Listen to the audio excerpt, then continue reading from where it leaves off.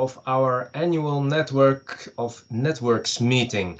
I just noticed that the recording started again. So before I get to all the words of welcome and the introduction of the keynote speaker of today, let me start off with very practical things. First of all, this is the first time in the history of Network of Networks that we organize an online event at this scale with over 100 participants. We did do a dress rehearsal, but still, please bear with us in case there are technical hiccups. The second thing is that in order to run things as smoothly as possible, we've decided to decided on some rules of conduct, a meeting etiquette, so to speak. And part of these are our requests to keep your microphone muted and your camera off during the presentations. If you have any questions or remarks, please use the chat. And during the discussion later on, you can raise your virtual hand to get the floor. Thirdly, please note this session is recorded. We're not planning on sharing it with the broad public, the general public, but only share it within the Network of Networks. Still, we should inform you about it, and if you continue to participate, we simply consider this as your informed consent. Having said that,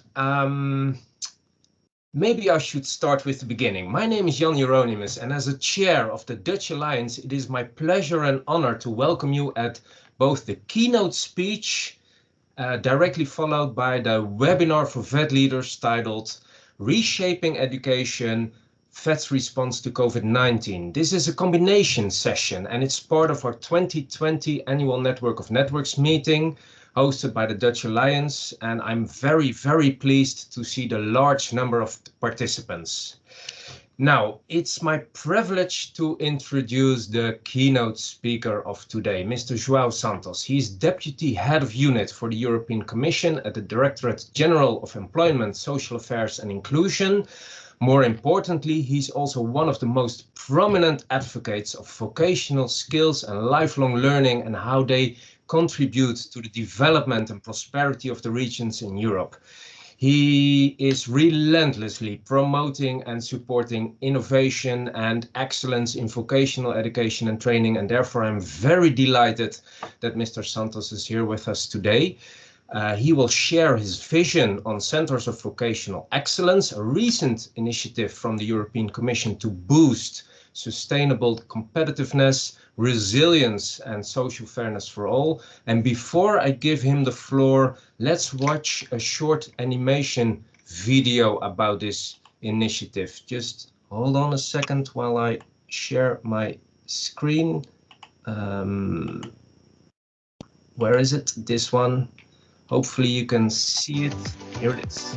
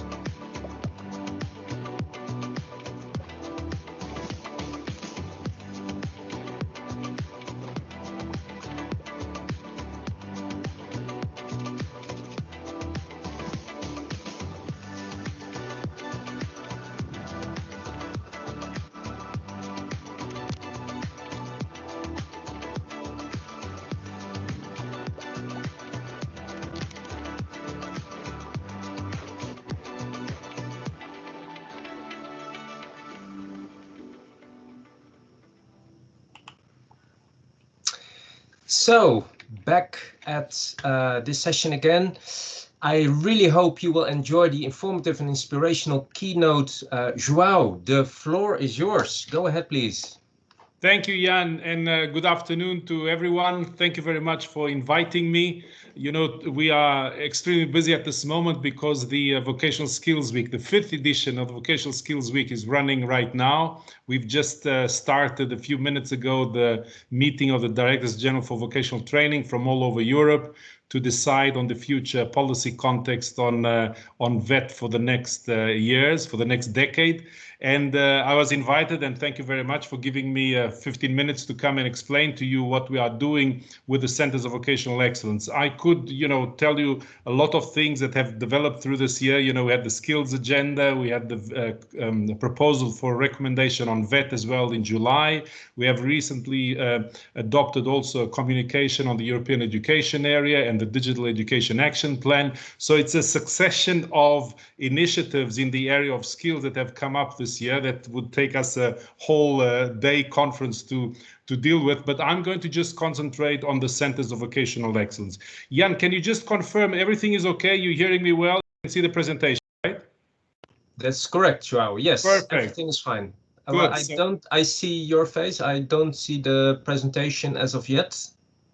Okay, so let me, because I had it, just a moment, I'll try putting it again.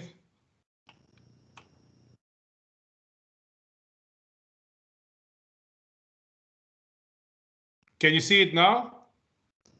Yes, now it's working perfect. Okay, good. Yep. So I thought I had this screen on the background. No problem, I can do it now. So basically what I'll want in the next few minutes is to explain to you the rationale why we came up with it. You already saw the animated video that gives you a small idea of what we're trying to do with this initiative that we've been running as a pilot project still in this first year. But a little bit the rationale behind it is that unlike what most people think, is that VET has an important role in innovation, in contributing to regional development, to the innovation process in particular at the local level.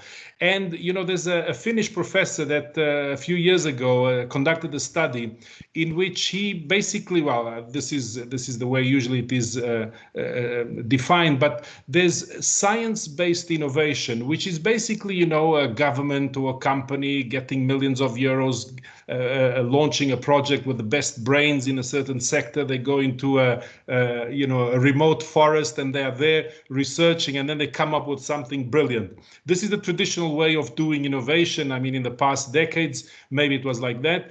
But what we see more and more is that innovation comes out of practice-based need to resolve problems, concrete problems of every day. Most of the innovations, in fact, unlike the science-based innovation, which is this kind of big top-down innovation process, the bottom-up innovation process is where a lot of the vocational education and training institutes are involved, because we are preparing people to have the critical mind, to have the entrepreneurial when they are in a shop floor or when they are in a insurance broker or whatever, that see a particular problem in their everyday working that is going on. And because of their critical thinking, because of their creative attitude, they resolve a problem, which then has implications for the companies where they work or the organizations where they work. And in fact, this Finnish professor said that around 96% of the innovations, in fact, come out of this practical need to resolve a problem. And in the vocational institutes, we are preparing people that should be contributing to this 96% of the innovation. So we've got to have this in mind. That is not only about social inclusion, of course, it is also that, but it is very much a key element in helping regions, helping companies to be more innovative, more competitive, and to contribute to the development process of the areas where they work. So this is the first message I wanted to put forward to you, because then this has implications for the way we've conceived the initiative on Centers of Vocational Excellence, really trying to place VET in the knowledge triangle. So of course universities have a place to have an important place in this context, but we want to make sure VET is also part of that, that VET is contributing to innovation alongside universities of applied science, alongside academic universities, but that we are part of the process. And that's a little bit how we've thought of conceiving the Centers of Vocational Excellence. Now, you've already I'm just going to very briefly tell you, that basically the idea is that we want the Centers of Vocational Excellence, which is really bringing various partners together. So vocational institutes, research centers, University of Applied Sciences, companies, chambers, policymakers, regional development authorities, bring all these people together at the local level and ensure that they are capable of creating partnerships and strategic dialogues that ensure that the vocational system is providing skills that are needed in the areas where they are working. So make sure that these links between these various partners are there, are sustainable, and are not only there because they are looking for Erasmus funding for a That's the way that the vocational system should develop in the future, always in permanent contact with the ecosystem where they are, contributing to research, contributing to innovation, so that then we can have a dynamic feedback loop in which the innovation in which we are participating can immediately be brought into the education system. So this is the best way of, instead of trying to anticipate what will be future skill needs in 20 years, that probably will all be wrong in whatever predictions we do, is instead of that, making sure that we are part of the innovation that is happening at every moment, and we are capable of bringing back this information to the education system, train our teachers and trainers, update our curricula in a constant way in dialogue with all these partners. This is the key idea of the Centers of Vocational Excellence. And what we've conceived, the way we've conceived it, is that we want the Centers of Vocational Excellence not to simply provide a qualification for the young people that enter into the system, that are there for 3 or 4 or 5 years and then get out with a diploma, but really looking at how vocational centers contribute to vocational excellence. So providing, of course, qualifications for the young people, providing upskilling and reskilling for the adults, validating prior learning or non-formal learning, providing guidance service for both the young and the adults, providing apprenticeships, opportunities because companies and vet centers are working together. So really, there's a set of activities. I'm not going to go through all of them. We've identified, looking at examples of best practice in Europe, we've identified 25 activities that are quite often present when we're talking about vocational excellence. I'm not saying that all centers should do the 25, but they are sort of a list of good practice actions, activities that vocational centers can adapt to their reality and to their context. So not getting into detail on this, I can provide you more information if you want afterwards, but this is basically the idea we've conceived it. How are we taking the initiative forward? In 2009, with Erasmus funding, with very limited Erasmus funding we had at the time, we launched a call and we selected 5 projects that applied, of the many that applied for this call. We selected 5 that are fully functioning since November last year. One of them is in the Netherlands, the POV Water. But there are others from Finland, from Slovenia, from Italy, from the Basque country. Well, led by these countries, but in fact, they include partners from many other countries in Europe. These are fully functioning. What did we want this first year and why did we call them pilot? It was pilot because we wanted to understand how the market, how companies, how vet providers, our universities were interpreting our initiative. And then on the basis of this information, we identified some areas where our call wasn't good enough. And in 2020, we launched another call that already incorporated some learnings that we took from this first call and these pioneer projects, which helped us frame the call in a better way. So in 2020, we launched a second call, as I said, already taking into account some of these elements. And in this table, I haven't got the fancy logos like in the previous slide, because these projects only started their work on the 1st of November, so just a few days ago, and they don't have the logos yet. But here you have a summary of the 7 projects that we've selected this year. I think it's important to say that although we only had 20 million euros euros for 5 projects in the beginning when we launched the call, we were overwhelmed because there were 55 applications of extremely good quality. And, you know, some of them, around half of them, in fact, had more than 80 points from 0 to 20. So we had, sorry, from 0 to 100, I mean. So we had to go back to the member states for more funding in order to support 7 projects instead of 5. So we selected the 7 best of 55 projects. Very important to say that this initiative attracted many companies, many small and medium-sized enterprises, social partners, not only from the European member states or the Erasmus program countries, but also from outside Europe. We had in the applications more than 25 countries from outside Europe doing partnerships with European vet centers and European companies in order to apply for these for this call. So here you have a summary. You've got you know, everything from green, the green transition, so green innovation, urban green landscaping, green economy. You also have projects in the area of digital skill, well, IT, microelectronics. You've got traditional sectors like furniture. You've got the fishing industry there as well. And you've got one project which I'm very attached to because it's the only one that sort of goes out of this kind of sectoral approach, which is one on social inclusion. And it is a very interesting project led by Cometa in Italy, in which they are showing how innovation process can also be done when we're looking at social inclusion or reaching out to people that otherwise no other education system would be capable of doing, and really nurturing their competences, their motivation to learn, and providing these people with the tools and the motivation to then get a job and be and feel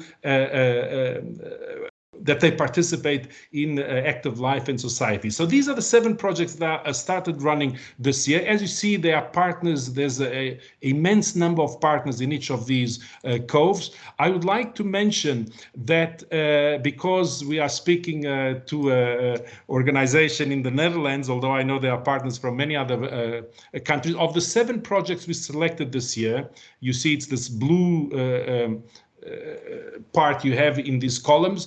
In fact, there are much more than 7 entities involved in this, because you've got, for example, the project led by Norway, you've got 20 associated partners, then you've got 4 additional partners. So you really have a set of partners coming from all over Europe in all countries. Although the projects that I said are 7, they are just led by one country, of course, or one entity. But in fact, they involve entities from many other countries, and you've got from the Netherlands, for example, 8 partners. From Norway, as I said, you've got 25. So it shows you the mobilization effect that this initiative had on VET.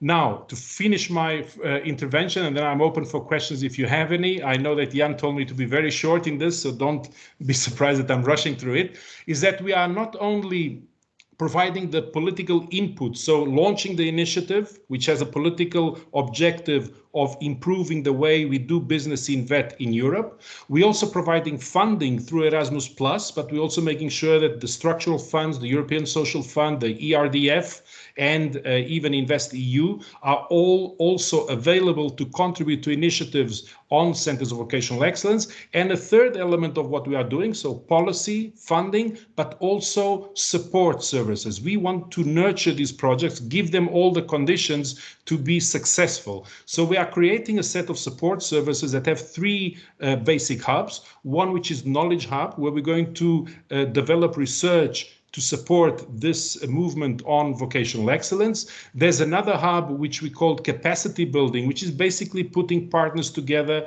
organizing seminars, having experts meet, have peer learning activities, having spreading out of information. And then a third hub, which we call technical assistance and counseling, where we will provide, for example, tools and methodologies for scanning the regional system to understand who are the key partners, to provide information on where are financing sources available. And this is still being, so these support services are still being developed. We are working together with a joint research center of the European Commission, but also with other organizations, the OECD, Catapult in the Netherlands, Technica in the Basque Country. So we're bringing various partners together to develop these support services and nurture, as I said, these all those that want to engage in vocational excellence. So Jan, you asked me to be short. I tried to be. I always talk a little bit more than I should. I'm sorry. But if there's any questions, I'm happy to answer. Thank you.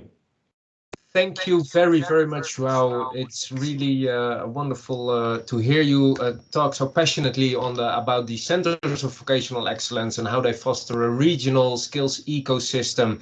In my opinion, it links well to the central theme of our meeting, which is how can we deal with the social and economical impact of COVID-19, because the pandemic has brought us challenges that ask for both the strengthening of strategic regional strategies, as well as transnational cooperation. And you have explained well how these centers of vocational excellence can contribute to local and regional innovation and resilience. And that's very important, not only now in the middle of this pandemic, but also for the years after. So thank you very, very much. There is one question at the moment, if I'm looking at the chat. And the question is, how is the COVI initiative, how is the initiative of the Centers of Vocational Excellence included in the new Erasmus Plus program? Will it have a particular call again?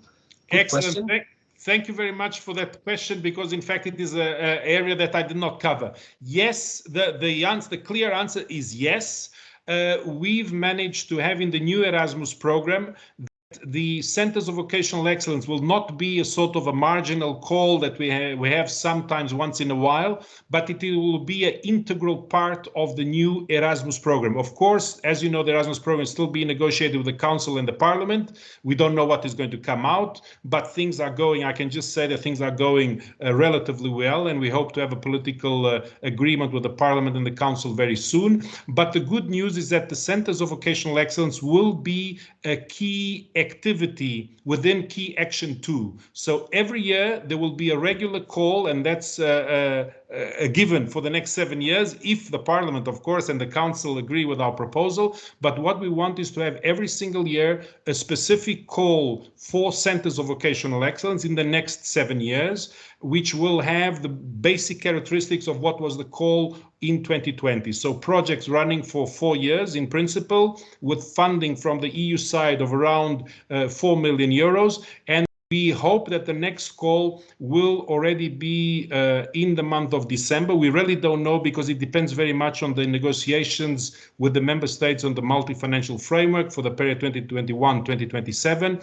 Things are going well. If they continue to go well, and this is a big if, we might have the call for Erasmus, not only for the COVs, but for Erasmus in December, or probably, well, as I said, December or January this year, but we really don't know. So please don't quote me on this, because it depends. It's beyond our control in the Commission. It's the negotiation process going on. The only thing I can tell you is that things are going relatively well. There's good expectations, and the Centers of Vocational Excellence have been well received by the Parliament, by the member states. So we're hoping it will be a key feature of the new Erasmus program. I hope that answered, Jan. Absolutely, very clear answer. I think very worthwhile. Much appreciated. Again, thank you very, very much for your time and your contribution. It has been a keynote that, at least in my opinion, was very informative, very inspirational. And when I look at the responses from the other participants, I think they wholeheartedly agree. So one of the questions is, can we see the video recording? Can we watch it back later on? Yes, we're going to share it with all participants. So again, thank you very much, Joao. I think you are about to leave us for your next meeting. We will continue with our webinar for VET leaders. Before we do that, there's one more thing I would like to mention, that is we have created a Padlet. This is a virtual wall where you can share your conclusions, your questions, your proposals, etc. during the program, not only today, but also tomorrow and the day after. And we hope this virtual wall will facilitate the informal networking, which is usually an important part of our annual meetings. So keep an eye on the chat. We'll share the link. We did it already at the start of this meeting, but we will share it again. And now I would like to give the floor to Rea Tuiminen, the session leader of the webinar for VET leaders. Rea, please go ahead. The floor is yours. Thank you, Jan, for moderating the first part of the session. And thank you, Mr. Santos, for a very interesting presentation. I'm very sure that your presentation will lead to a lot of discussions at the participating organizations and also within the network itself. Maybe even some Center of Vocational Excellence applications will be coming your way. I had personally an opportunity to discuss these issues with one of our members of European Parliament, who is from our region, and we discussed exactly the topics that you highlighted, that how can we make sure that everybody understands how an important role VET plays in innovation and regional development. And there's possibly going to be a written question to the Commission about this issue in the near future, I suspect, and not just in connection with Erasmus, but also in connection with the recovery and resilience facility, etc. So we're really looking forward to cooperation on multiple levels. So thank you. Yes, so my name is Rea Tuominen and I represent the Finnish network Finnet, and as the leader of the work package focusing on policy development, it's my pleasure to moderate the second part of this session. Can I ask my colleagues responsible for sharing the slides to start with slide number 1? I think Ivy promised to do that. Thank you. So while this is the first in a series of at least 4 thematic webinars during the Key Action 3 project, the idea is that these kinds of webinars will also be a sustainable outcome and they will continue even when the project is long gone. Our aim is that the theme of these webinars should always be topical, discuss ideas or highlight solutions to common challenges within the network, and at the same time bring policy level and grassroots closer together. The topic of today's webinar may feel self-evident, and can I have slide 2, please? It might feel a bit self-evident, what else is there to talk about but the coronavirus? But it is also very strongly linked to the questionnaire that many of you replied to earlier this year. There are 49 organizations of various sizes in the network, and we received 175 replies, which in my opinion is a very good number of respondents. Note that a VET leader in this context doesn't only mean principals or managers, but also individuals who have a particular responsibility in a certain area, for example, internationalization, digital services, HR, or quality assurance. I'm not going to go into detail regarding the questionnaire results. You can all read them in the first newsletter that many of you have already received or will be receiving. But you can see here the top 3 replies to 2 of the questions from last spring. And I'm sure you can relatively easily see how today's topic is linked with what you said would be important for you and for your organizations. And the next slide, please. And so here is in the next slide, you see the structure of the rest of this event. The first 2 parts before the panel discussion that I'm sure everybody is eagerly waiting for will be in form of a pre-recorded message. And as the video is relatively long, I think this is also a very good time to open the Padlet in another window. And with this Padlet, I mean this webinar specific Padlet. So there are, to keep things interesting for the participants, there are of course 2 Padlets. The one that was shared in the chat has to do with the whole annual meeting. So that will cover all the different sessions that many of you have enrolled in. The Padlet that my colleagues have now shared in the chat is linked specifically to this one. And if you still have some questions in your mind that you would have liked to ask Mr. Santos about, you can write those questions in this Padlet. And so You can either comment or reflect on Mr. Santos's presentation or on the videos that you're going to be seeing quite soon. And you can find the link in the chat. And now, without further ado, please roll the video. Just a quick question. Shall I start it, or is there anyone else who's playing the press button? You can start it, Jan. All right. All right. Just a moment, please. Where is it?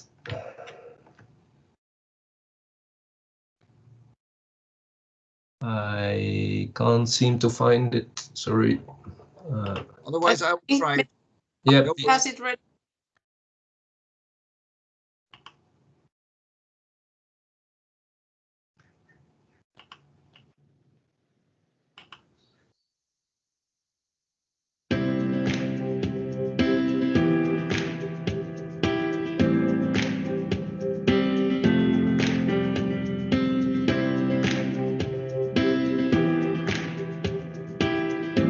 Welcome guests to this webinar. Welcome colleagues from Finnish schools, Northern Ireland schools, Scottish schools, HETEL and the Dutch Alliance.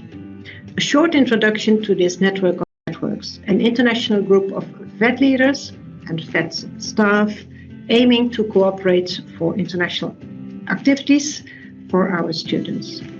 Our roots go back to 2007, when representatives of the Finnish schools, HETEL and the Dutch Alliance came together to confirm the lots of cooperation they had already achieved in what would be called a learning partnership at that moment.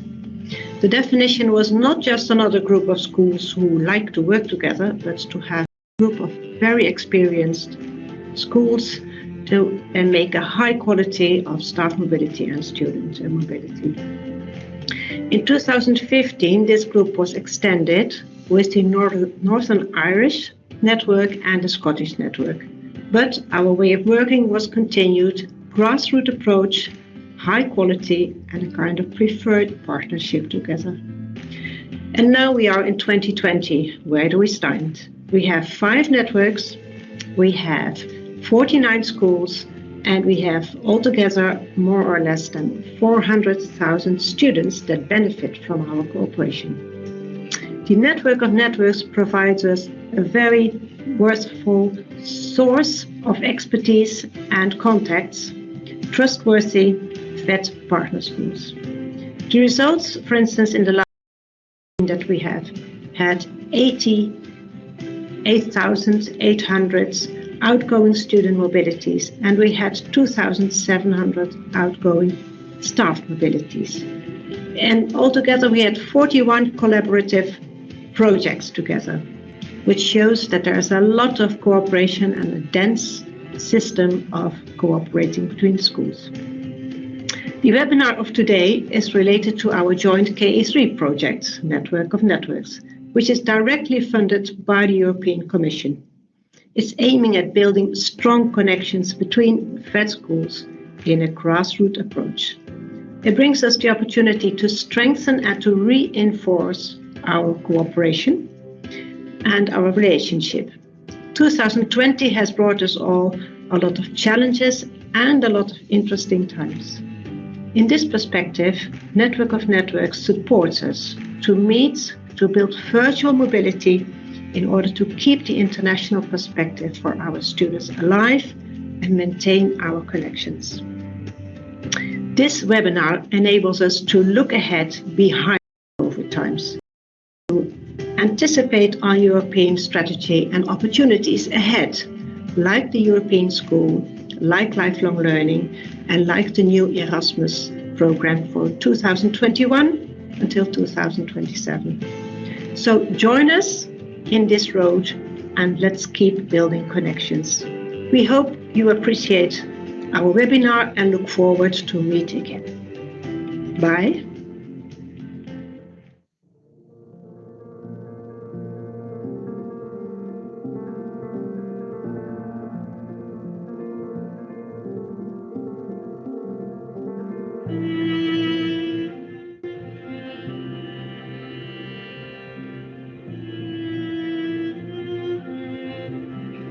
biggest challenge in Gradia in general with the COVID situation was not that. Of course, the quick transformation from the running the ways we ran the school to e-learning was a big challenge. The courses were not designed for that kind of online implementation, and it required improvisation from the teachers and, of course, new ways of studying from the students. Microsoft Teams had worldwide capability challenges over the first COVID week, but after that, technically, things have been rather good and improving rapidly. Where the challenge is how to adapt to the new features as they appear. The COVID has brought us many different challenges. On the one hand, it set the conditions that not only our lessons have passed into online format, but that the programs, the methodology, the students' continuous evaluation, and exams must change. Luckily, we have trained the teachers at the ICT tools, and we have to give the project to the project an enormous push in a very short time, and of course, keeping the activity on. In our case, especially in the vocational educational training studies, the technical degrees have a big practical part to teaching the workshops, so we had to reorganize all the programs to do them from home. I think possibly the largest problem that we have had to face is one around the great digital divide that exists. Glasgow Clyde College serves many of the communities of the city of Glasgow and also rural communities which surround the city. There is an enormous difference between the access to digital devices amongst our students, the internet connectivity that they have at home, and also their IT literacy, their ability to be able to use those devices. That's been an enormous challenge right from the start of lockdown, was supporting those people who didn't have their own devices and being able to access devices and get them to them, giving them internet connections, and also supporting them remotely to develop their skills so they could participate in remote lessons. I think another challenge was that, of course, we had staff as well. Some staff in their roles had limited IT skills. Certainly their familiarity with some of our e-learning platforms wasn't as we would like, and as they discovered, neither was it a level that they realised was particularly helpful given our move to a remote and blended learning model. So supporting staff to improve their IT capability became a big challenge. And I think the final challenge I'd have has been trying to run a college on a remote basis for so many months and maintaining a community of practice, both for the students so that they get a sense of a learning community, and for the staff as well, to make them feel like they're still part of the family of Glasgow Clyde College. We've interviewed both our staff and students, and they all say the same. The biggest challenge has been in the soft issues, so to say. The working ergonomy, or how do you say that? How good of a working desk and stool you have at home? How peaceful is the environment at home? What kind of network capabilities, for example, you have at home? And the biggest challenge with this working from home is the lack of social contacts. No face-to-face interaction with colleagues or co-students. And that is a big malliness. On the other hand, with the school now physically opened again, the challenge is not minor. In order to prevent contagion by having so many students, we have had to reorganize the entrances, the grouping, classes rules, the dining room and the exits. It wasn't easy to define and implement all the protocols. In addition, since the class are face-to-face, we have to attend to those in class and those who are locked down at home at the same time. Finally, in the daily management of the objectives of the school, the variable of uncertainty and continuous changes has indeed with great force. We were used to planning everything, but the COVID tsunami forces us to manage uncertainty in a new way.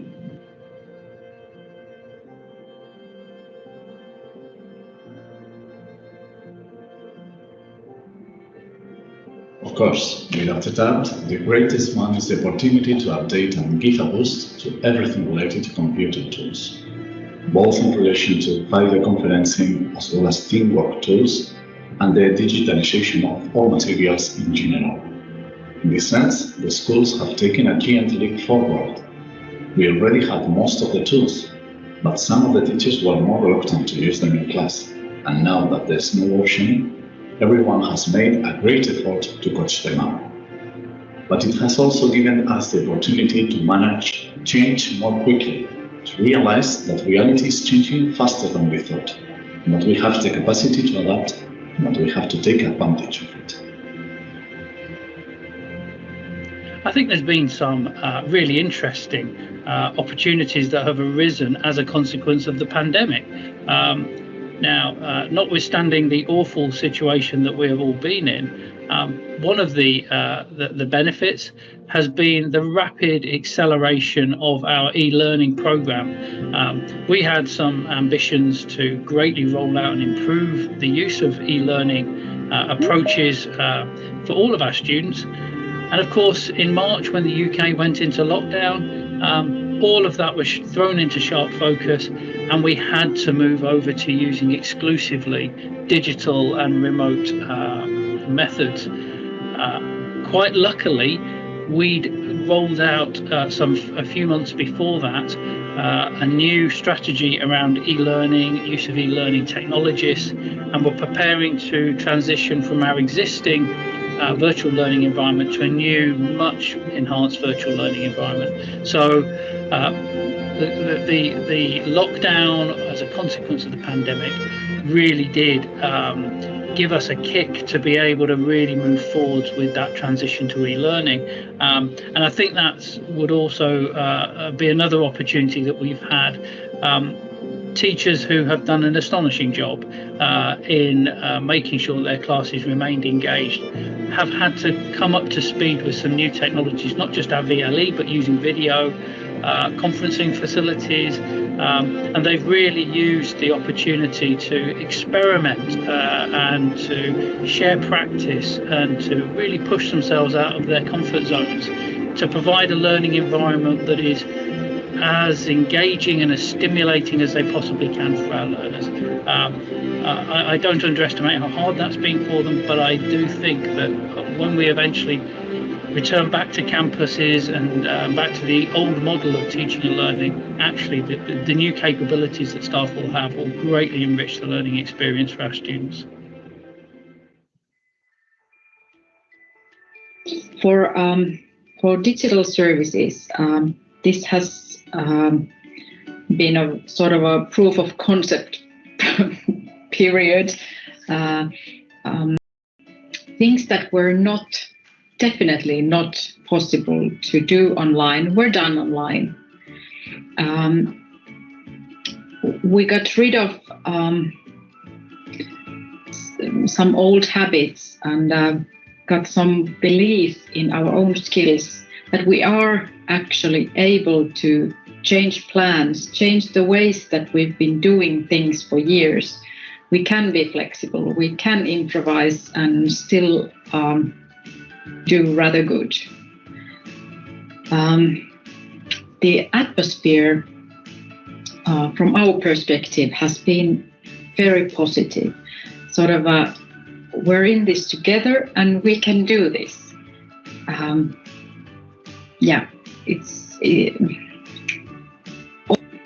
This has been rough and taken very much energy and required a lot of rethinking, a lot of redoing things. there's a lot of good in sense of digitalization. We've had the chance. We've been forced to test what we actually could do online. Not everything's possible, but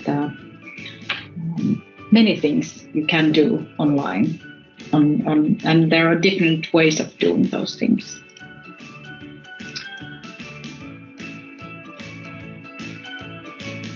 Well, three things really spring to mind there.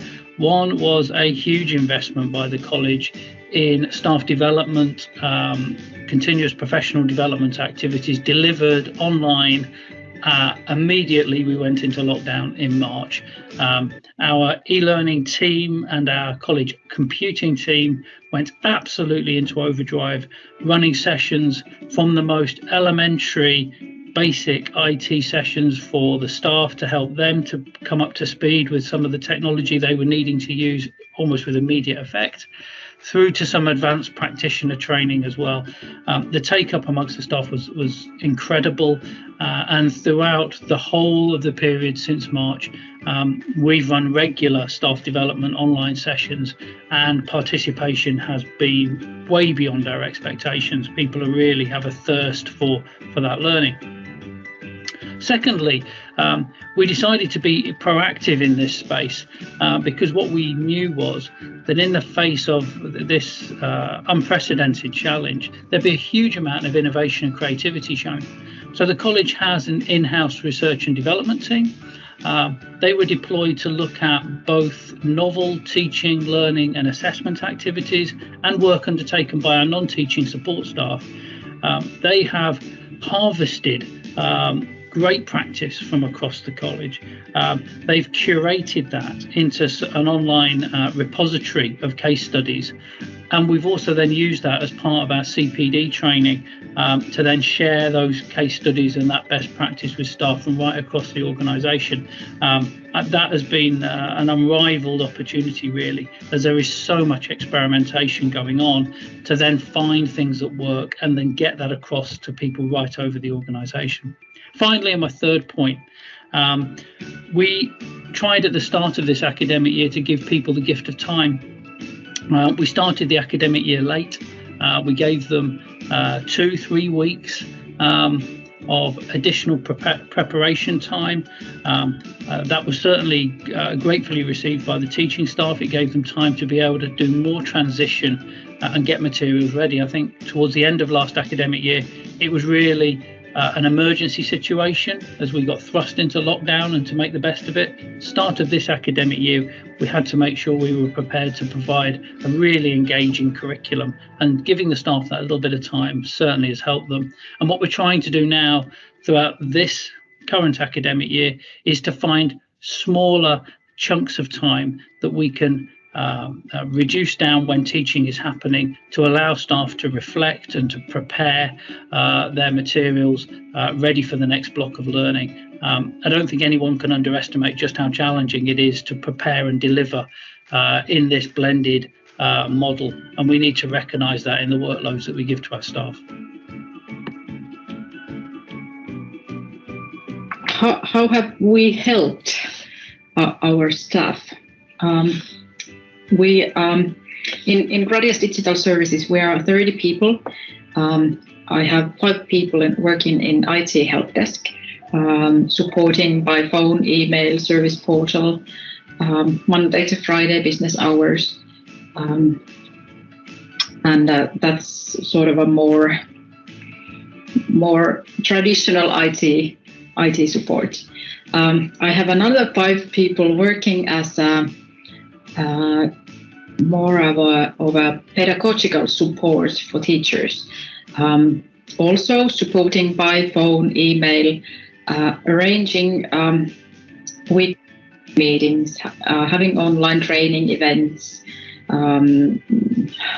having this Teams channel for discussion. They support teachers in using these tools. Sort of like questions, what can I do with this tool? How can I use this to achieve this goal, or I want to do these kinds of things. What tools could I use? What would be best for this situation? We've written guides, we've done videos, blog posts, we've tried many different things. So it's been a new a possibility to learn new things for us as well. But in short, there's been plenty of good things from digitalization point of view. A boost, more energy, more willingness to try new things, and that's good.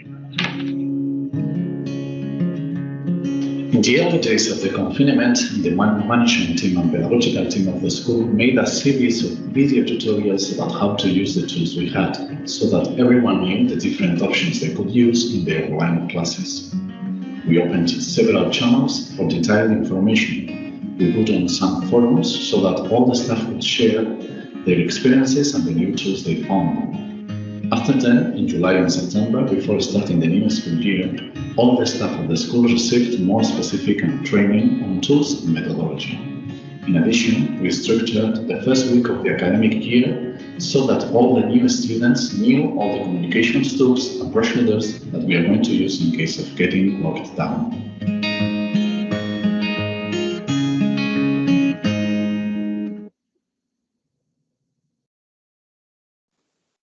And thank you. Now can I have the PowerPoint slide number 3 again, please? Just for a second. So those were the reflections from the Basque Country, Scotland and Finland, looking back at especially at the beginning of the pandemic and what the speakers have learned from dealing with it so far. And at this point, I would like to remind you again about the Padlet, where you can comment or ask questions. I see there's conversation in the chat as well, but don't forget the Padlet. There are some comments there, but we'd like some more. And you can continue commenting there until the end of this week. So the Padlet will remain open for a few more days. If you feel it's too distracting to listen and write at the same time, you can contribute also after the event. And now I would like to introduce our next session, which will provide us a slightly different insight into today's topic. And may I introduce my colleague from the team arranging this webinar, Isaac May from Belfast Metropolitan College. Isaac, the floor is yours. Good afternoon, ladies and gentlemen. Hope you're all keeping well. My name's Isaac May, as Ray has introduced me, and I'm Community Programmes Manager at Belfast Metropolitan College. Last week, my colleagues in the network came to me and said, Isaac, we need a knowledgeable, charismatic and engaging individual to lead this panel discussion for us today. But we don't have the budget for them, so we're volunteering you to do it. So here we are. I'm only joking, of course. I'm delighted to welcome our guests today. We have 3 perspectives from across the network of networks and the colleges that represent those networks. 3 with perspectives with a wealth of experience and insights to draw from. And we have Pirho Kauhonen, who's principal of Gradia College in Finland, in Jyväskylä, Pirjo. Hopefully I've got that right. We're also delighted to welcome Joe Wilson, Head of Digital Skills at the City of Glasgow College in the fine city of Glasgow. And finally, a very valued colleague of mine, we're delighted to welcome Nicola Riley, Quality and Compliance Manager from Belfast Metropolitan College. So can I just check, first of all, can you all hear me and your mics are working?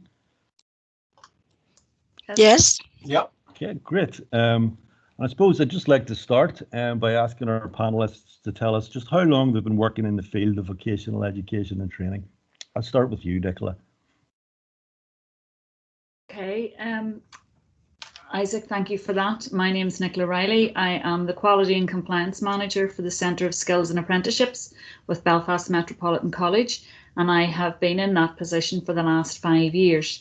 Unfortunately for me, I've been in the world of vocational education and training for 30 years, as I realised. very much throughout my career has been very much tailored towards the skills agenda and work-based learning, certainly in Northern Ireland. But I've also had experiences of other Erasmus projects and sharing the experiences with colleagues in France and Portugal, really to make sure that we provide the best vocational education and training package that we possibly could, building on good experience. Thank you, Nicola, and very much in keeping with the spirit of the network. Joe, yourself there, how long have you been in the field and have you experience of European cooperation? You'll never guess because I'm so youthful, but I started working in vocational education, having stopped being a journalist in 1986. So over 30 years of doing all of this stuff. When I left journalism, we were starting to use computers to compile newspapers. That was the big typewriters were going. We were starting to use IT, and I've used learning technology ever since. And I think this is kind of our time now to finally get people to actually see that the online and digital is a good thing. So, yeah. Thank you. And Perho. Yes, my name is Pirjo, and I have been working for vocational education and training for 25 years, and the last 10 years as a principal in Gradia mainly. Thank you. And Pirjo, I suppose the first question really I wanted to ask is, our theme today is reshaping education as a response to COVID. In your leadership role in Gradia College, you must have been faced with a tremendous challenge earlier this year in the face of this pandemic. Can you take us back to that early part of the year and what your thinking was and how you were approaching this, what you saw coming? Well, we have to say that this year has been really a different year, and some year to remember afterwards. In March, when we jumped into this situation, we haven't been prepared for that, so that we jump overnight from contact learning and teaching to distance learning and working. We were not prepared to that. And but I have to say that we did it well, and I have to give all my respects to the teachers and guidance staff. They did a great job. And even though it was quite difficult to jump because the skills and competencies were different. There was teachers who had experience in distance learning and teaching, and there was those who did have no or a limited experience in that. And the situation was the same for the students too, or the gap was even bigger. And we had to deal with this situation. And of course, when we jumped to this distance learning, we had to improvise, as Hanna already said, that we did do all the best to find solutions with those capabilities we had as a person, as a teacher, or as a student. Mm-hmm. And of course, when we are speaking about vocational education and training, one essential part of it is workplace training. And how can we deal with that in the situation when, for example, in the service sector or the enterprises were closed? Mm-hmm. What can we do? Or how do we organize the practical vocational training by distance learning? And we have to deal with that. That was a quite interesting situation. A huge challenge. And then was it completely unprecedented, or were you able to draw on your experience as a response to this situation? Sorry, I didn't hear the question. Did you have a frame of reference that you could refer to in dealing with this situation, or was it completely unprecedented and unlike anything you'd faced before in your career?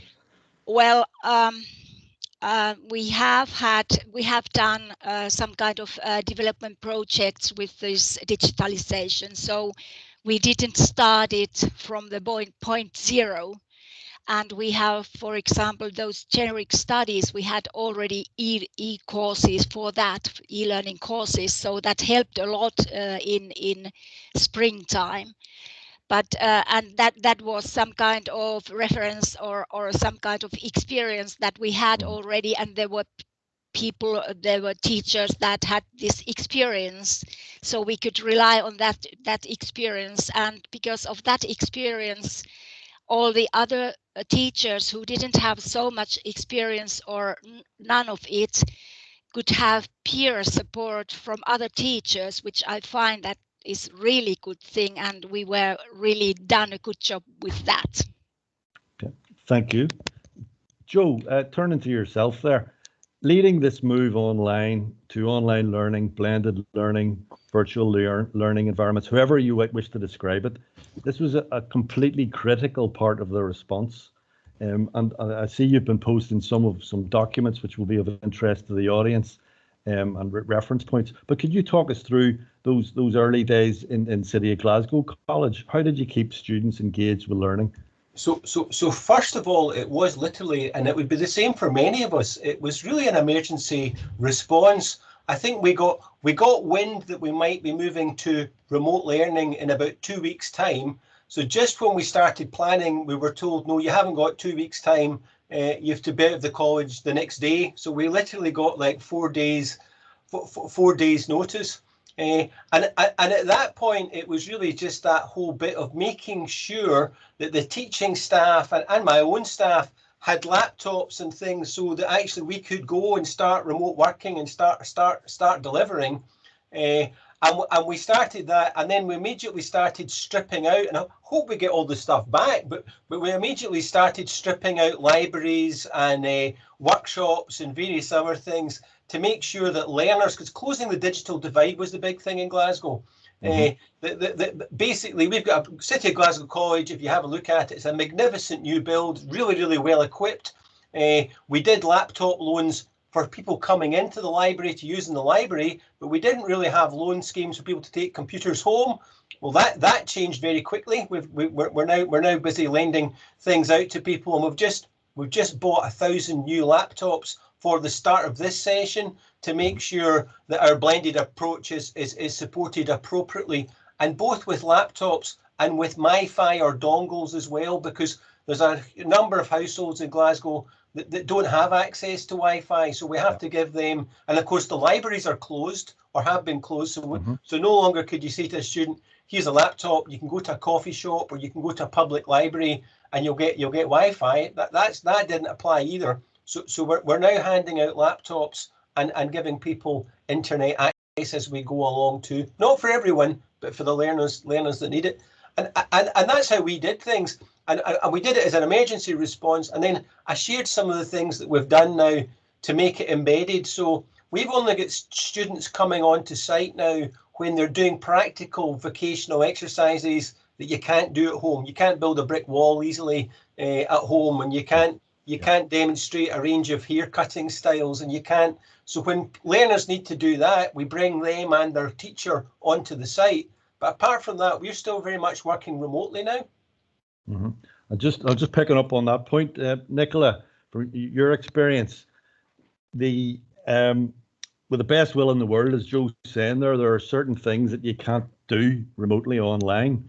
Do you think there's been a particularly negative impact on learners who need that practical face-to-face instruction? And I'm thinking particularly of your experience of rolling out work-based learning.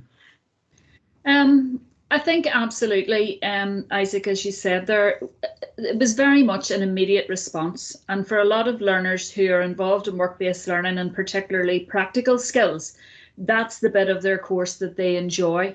So we responded in an emergency situation, and there was a lot of uncertainty. Nobody thought, is this going to last a day? Is it going to last a week? Is it going to last a month? And here we are 7 months later. There was very much an immediate concern, particularly around the completion of those practical skills. So again, for learners, they don't understand necessarily the complexities of it, but they want to be a qualified joiner, a qualified hairdresser, a qualified chef. So there was a lot of background work working with awarding organisations to look at adaptive assessment arrangements, but fundamentally they wanted to know, am I going to be qualified? And also from an employer's point of view, is this apprentice or is this trainee going to have the skills that are going to benefit my business that I will then further invest? So there was very much that initial what's going to happen. As that came through, we were very much providing a lot of pastoral care and pastoral support. And it was very clear that in order to complete, there was the need for work-based assessment. So again, as lockdown started to ease, we then had to respond appropriately. So that response was with the employers. Could we go on site? Could our learners return on site? What were the arrangements that would be COVID compliant? What were the PPE arrangements? What were the arrangements that they perhaps wanted our staff as well as our learners to apply? So what we did was we designed a post-COVID return risk assessment, and it was an A4 sheet that said, what are the plans? And then the second stage was whenever then the return was allowed and facilitated, had the arrangements been facilitated, had the PPE been given out, was everyone clear on how they would communicate with the college if there was a COVID outbreak, and equally how the college would communicate with the employer. And I think that really is the key and the foundation of vocational education and training. Our customers are very much our learners, but they are also our employers who are the pivotal point of that work-based learning, and really in the key to making sure that the learners could continue to progress in a way that is fit for the industry that they are operating in. Absolutely. Thank you, Nicola. Joe, just going back to you for a second there, it's been said that COVID has been accelerating changes which are already underway. Online learning and virtual learning environments, etc. They've been with us for a few years. Things are moving very fast. 12 months ago, I'd never heard of Microsoft Teams. 6 months ago, if someone had told me that they were Zooming, I would have assumed they'd just bought a new car or they had some personal issues to deal with. But what can we expect? You know, have we reached the limits of what we can do online through these environments, or what trends or developments should we be keeping an eye out for? Okay, so I think first of all, we don't want to fall back the way. I think the bit while everybody's struggled with this, there's still a hardcore that say things like, "Oh, won't it be good when we're all back in the college and we have exams again and we do all the things the way." And I want to caution people on that, because actually, while learning's a very human thing, and I like seeing my students and seeing my colleagues and all of these kind of things, there's a lot of flexibility that's come out of this. That again, institutions used to say, well, we can't flex, you can't pick and choose which day you come into college, you can't pick and choose. Well, now you can with all of this technology. So I think we have to keep that student-centered approach in all of this. Although it might be hard, again, as I speak as an Oldien that uses technology, it might be hard for some of our colleagues to adapt, to say, well, this is the new future, but it is the new reality. And coming down the line are probably friendlier virtual learning environments that embed Zoom and Teams and other tools, which makes the whole community aspect of learning much nicer for learners and for teaching staff. I think the bits that we haven't quite mastered yet is everybody talks about artificial intelligence and AI and all of these things, and when you dig into it at the moment, it's probably just a bit too expensive for vocational colleges to get into, but it's just about to arrive. You can see, again, if you've played about with Microsoft 365 Suite or indeed with Google tools, you'll see that some of the Google Forms and Microsoft Forms and things are actually only a couple of steps away from being artificial intelligence, where basically learners could actually self-learn and work through a whole lot of problems. So AI, and I think it's the same with what they call augmented reality and all of these things. They're all just about here, and it won't be augmented reality with all the funny headsets and things, because that's too expensive. It will be augmented reality on a flat screen that allows people to what, I mean, we've already got kind of 3D tours of our colleges and 3D tours of some of our labs and things, which we've been using to help people when they're coming in. If they've not been used to the health and safety in one of our workshops, we can now do that for them before they arrive, give them a 3D tour, and that's cost effective. So I think that these are the kind of things that are just going to arrive, along with all the other things that have all arrived suddenly. Thank you, Joe. Perho, just coming back to yourself, can some good come out of this pandemic? I'm thinking of the phrase, necessity is the mother of invention, and this driver of innovation and change. What would your thoughts be on that? And I'm picking up on Joao Santos's presentation, and he referenced the Finnish research about innovation there in particular. Yes, there's plenty of good things also in this black cloud of COVID that is around us. We have learned a lot when we are speaking about digital skills and competencies, but also pedagogical things and how to organize this kind of hybrid education and training that we are doing at the moment all together. I mean, this distance learning, contact learning, and also learning, workplace learning. And I think that we have learned a lot also about how we lead, manage, and communicate in crisis situations. That has been a great good thing that we have learned, and that is something that we have to improve in the future. And I think that we have a kind of new kind of thinking about education and training, and also how we can learn. We can learn in different ways, and we have now experienced that there are plenty of things that we can do also by distance learning. The teachers have now this experience, and we can rely on that it can happen. And I think that it's really good, and it also has an impact on our school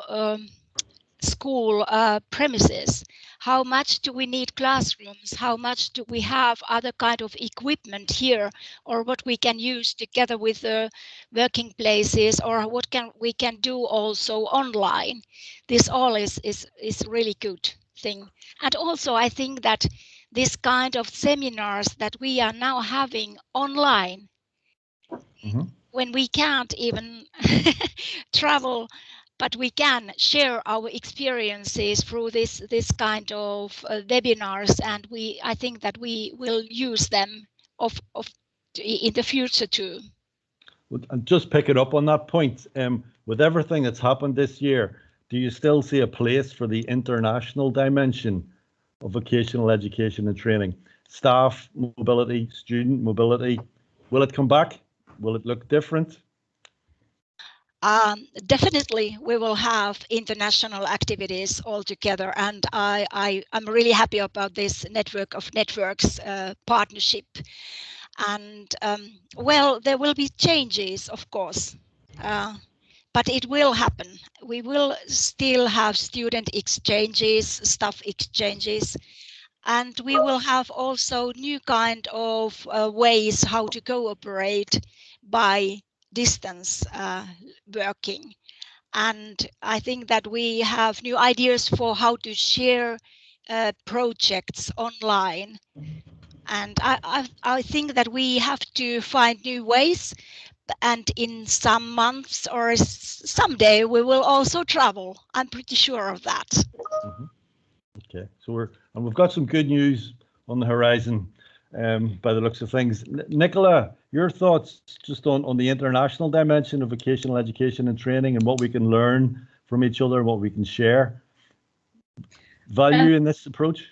Absolutely, because I think fundamentally it always remains the same. Vocational education is about the skills needed local economies, and more economies are becoming more regional, more national, more international, and even more global. And I think certainly the young people and adults that are coming through and accessing our programs, they see the world through the World Wide Webs, you know, so the fact that, you know, they're zooming on phones and we're zooming on phones, it is really important that the communication tools that we use are very much engaging, reflective, and can build on the best practice that has happened. You know, I think it is an effective use of time, resources, money, and all of that. You know, it's really important that we have more in common than what we have in our differences. And I think that is really where we need to really focus on building a really solid foundation of good practice that can be shared for the benefit of the learners and the employers that access our services. Thank you. Good point. Well put. Joe, same question to you. Well, I think that the first thing it'll be in with this, you know, whatever whether we get vaccinated or not, and all of these things, we'll all be working in the kind of European restrictions about us moving about and things, but it will certainly come back. We all know, and we probably all have experienced that bit of you know, meeting new people and experiencing new cultures and face to face is the best way to build partnerships and understanding and all of these kind of things. I think the hardest part for us in Scotland and probably for our colleagues in Northern Ireland is the whole Brexit business, which we haven't chatted about. Which what is that again? Remind me. Yeah. I don't want. I might be ill if I talk too much. But we also do know that in terms of VET, all of the European partners are reaching out to us and saying, you know, look, it's not the end of the world, but we've still got a bit of negotiation to do there, because we know they've got great things to share with us, and we know that we still want to share experiences with them. So we've still got a bit of navigation to do around this. Mm-hmm. Okay. Thank you for that. I'm conscious of the time, guys, so I'm going to maybe draw this discussion to a close. I think we could talk long on a lot of the subjects and themes that we've talked about today, but unfortunately time is against us. I think, you know, a good start is the best of guides, as they say. So I think this collective approach and sharing resources is the way to go via the network. I think we have the platform to do it. We have the tools to allow us to do it. So let's continue that, and confidence in the team there to make sure that all this material is circulated widely to all the participants and indeed beyond that. So listen, thank you all very much for an illuminating and interesting discussion. I'll give you a round of applause, but we don't want to set everybody's mics off. But listen, thank you very much indeed. And I'm going to pass back now to my colleague Tamara Rodriguez, who has the unenviable task of trying to summarize. Yeah, hello everybody. Well, thank you first of all to Joe, Pidio, and Nicola for the panel discussion. It was indeed very interesting, and there were a lot of valuable inputs in the panel discussion about the challenges, but also the opportunities brought by the COVID in terms of work-based learning, communication with teachers and with employers, assessment and follow-up of students and so on. But I was asked to give a summary of the discussion very shortly, and I've dared to do that. And let's see if I managed to sum up your ideas in very short lines.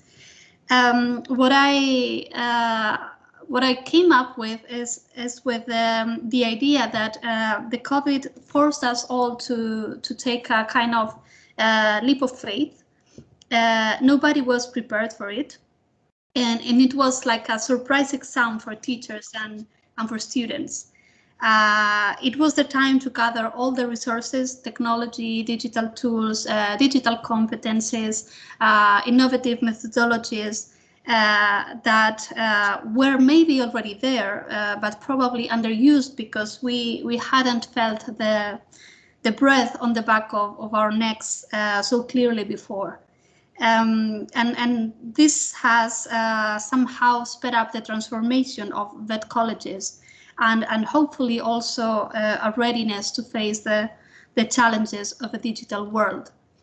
So this is my way to sum up all the ideas that you have shared in the panel, and I hope I did it well.